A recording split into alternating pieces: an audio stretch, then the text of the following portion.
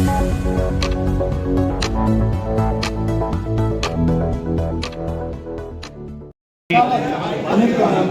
पंडित प्रदीप जोशी जी के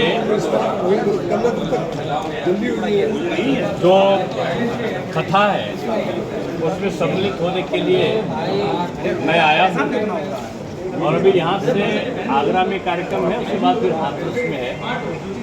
3 दिनों के प्रवास पे आज आने का अवसर मिला है। मैनपुरी एक ऐसा क्षेत्र है जिसकी विशेष चिंता भारतीय जनता पार्टी को है और मैं ये कह सकता हूँ कि 2024 का चुनाव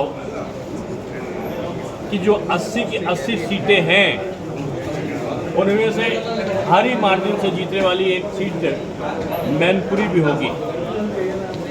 आज पूरे भारतवर्ष का और उत्तर प्रदेश का परिदृश्य बदला है। जो अपराध युक्त जिले थे जिनमें अपराधियों और माफियाओं का वर्चस्व था और जहां पर विकास का अभाव था, आज हर घर नल की व्यवस्था हो रही है। नए नए विश्वविद्यालय खुल रहे हैं।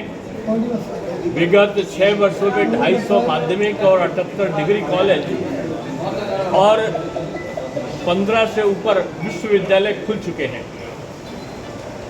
आज प्रदेश में 17 एक्सप्रेसवे, 6 मेट्रो, डिफेंस कॉरिडोर, आज एशिया का सबसे बड़ा जेवर का एयरपोर्ट और एशिया का सबसे बड़ा डाटा सेंटर 250 मेगावाट का जेवर नोएडा में लगा है। अब उत्तर प्रदेश सर्वोत्तम प्रदेश वाला प्रदेश बना है। माफिया जेल में है या प्रदेश के बाहर है या ऐसी जगह हैं जहां से उनका वापस लौटना मुश्किल है। कानून का राज्य है और इसके लिए भारी मात्रा में 3,90,000 करोड़ से ऊपर का इन्वेस्टमेंट उत्तर प्रदेश में आया है। और मैं समझता हूं कि मोदी जी के सपनों का उत्तर प्रदेश बड़ी तेजी के साथ में बना है।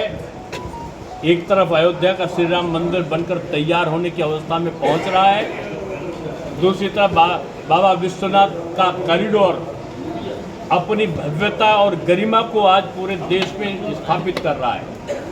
मथुरा का भी डेवलपमेंट है तो नैमिष का भी है तो मिर्जापुर का भी है। आज वीआईपी जिला कोई नहीं है, आज सभी जिलों का समान विकास ये प्रदेश की बहुत बड़ी उपलब्धि है। विपक्ष इससे हताश, निराश और जिसको कहना चाहिए कि बेरोजगार, अवसादग्रस्त जो विपक्ष है वो नई नई परिभाषाओं को लेकर नए नए रूप धारण कर आ रहा है। रूप धारण करने वाला व्यक्ति विश्वसनीय हो ऐसा कभी नहीं हुआ है। ग्रंथों में भी भेष बदलने वाले का हश्र क्या हुआ है ये सभी लोग जानते हैं। इतने सारे नेता मिलके भी मोदी जी का मुकाबला करने में अपने को अक्षम पा रहे हैं। नेता के कौन हो ये आज विपक्ष इससे अभी तक बताने में असमर्थ रहा है। कोई भी नेता हो जाएगा। इस प्रकार का जो प्रलाप विपक्ष कर रहा है मैं समझता हूं कि वो दिशाहीन भी है, घबराया हुआ भी है, राजनीतिक रूप में बेरोजगार है और उसको पता है कि मोदी जी विश्व नेता हो चुके हैं। और मोदी जी की पॉपुलैरिटी इतनी है कि ऑस्ट्रेलिया का राष्ट्रपति कहता है कि मोदी जी आपको सुनने के लिए मुझे टिकट लगाना पड़ा और उसके बाद भी वो फुल हो गया है। अमेरिका का राष्ट्रपति उनके साथ सेल्फी लेने के लिए दौड़ता है और एक यूरोपियन देश का राष्ट्रपति कहता है कि no 5G, no 6G, only गुरु जी यानी मोदी जी। अफ्रीका का एक राष्ट्रपति दौड़कर पैर छूता है। विश्व गुरु के रूप में स्थापित करने का जो सपना भारत को रहा है उसको पूरा करने की तरफ मोदी जी बढ़ रहे हैं। और विपक्ष जो अविश्वास प्रस्ताव ला रहा है वो वास्तव में जनता का विपक्ष के प्रति अविश्वास है। इस अविश्वास प्रस्ताव में जो विपक्ष चला रहा है उसमें दम नहीं है।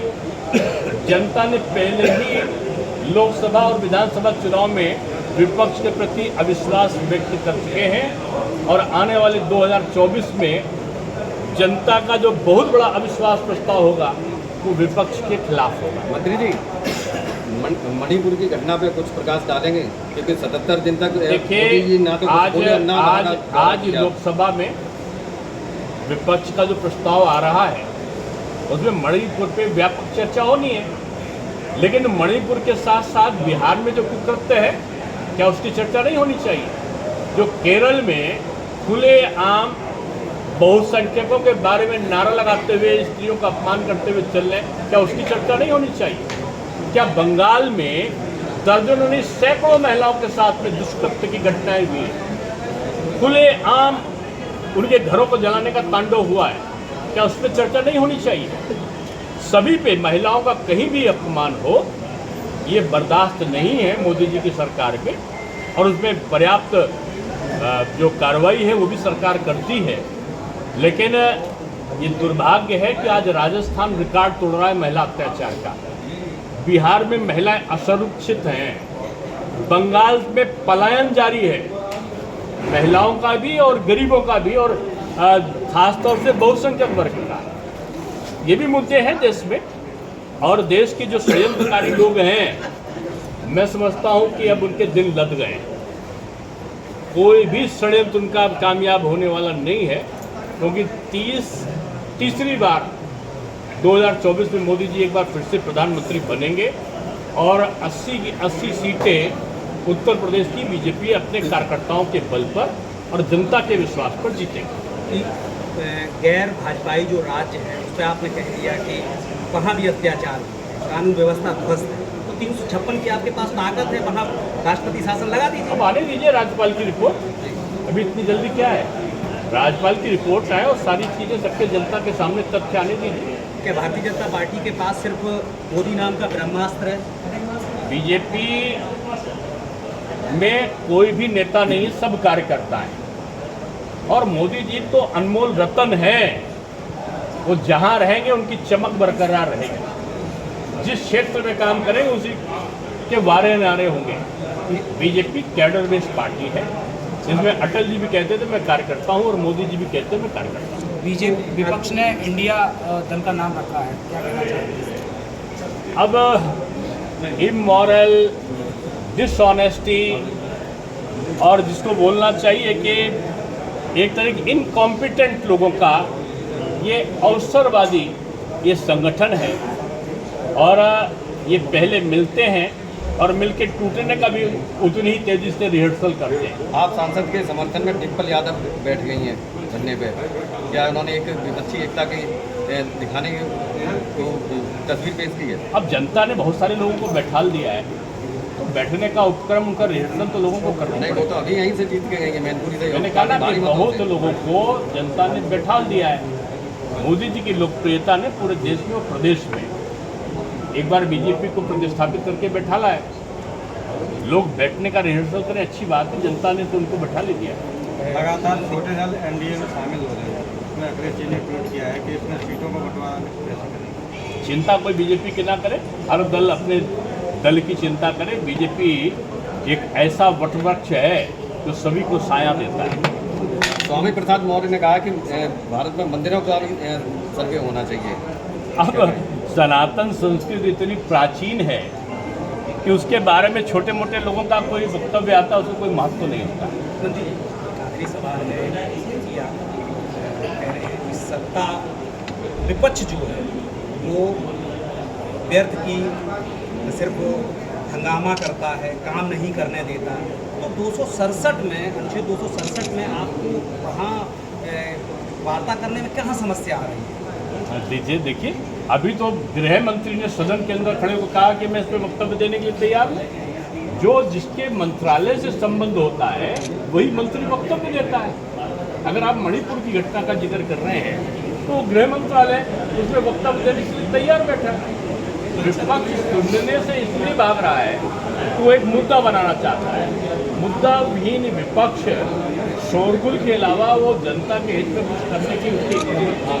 मंत्री जी, एक आखिरी सवाल जिन प्रदीप मिश्रा जी की आप कथा सुनने आए हैं सिद्धपुराण, उनका एक वीडियो है जिसमें वो कह रहे हैं संविधान को बदला जाए और भारत को हिंदू राष्ट्र बनाया जाए। अब देखिए, इसका जवाब तो वही दे सकते हैं। भारत सनातन संस्कृति का एक ऐसा जीता जागता स्वरूप है जो संपूर्ण मानव जाति के कल्याण की बात करता है। विश्व में एक ही धर्म है, वो हिंदू धर्म, जो कहता कि मानव का कल्याण हो, प्राणियों में सद्भावना हो। वो मनुष्य में नहीं, वो प्राणियों में भी कहता हो। मानव कल्याण कौन? जो हिंदुस्तान में रहने वाला है वो भी, और जो उसका शत्रु पाकिस्तान या चीन है उसका भी कल्याण हो। ये जो कहते हैं वो सनातन संस्कृति और हिंदू संस्कृति है। चलिए, धन्यवाद। में कौन बड़ी बात? 2024 में कहाँ से मैदान में उतर रहे हैं आप? 2024 में कहाँ से मैदान में उतर रहे मैं हैं? मैदान से भागा कहाँ हूँ? सांसद कहिए। मैं मैदान में था, हूँ और रहूँगा। आप तय कर और देना। मेरा एक ही वाक्य रहता है जब मैं युवा मोर्चे का प्रदेश अध्यक्ष था, जहाँ पर कम वहाँ पर हम। मुख्यमंत्री जी विस्तार जो होगा अभी ये छोड़ो ये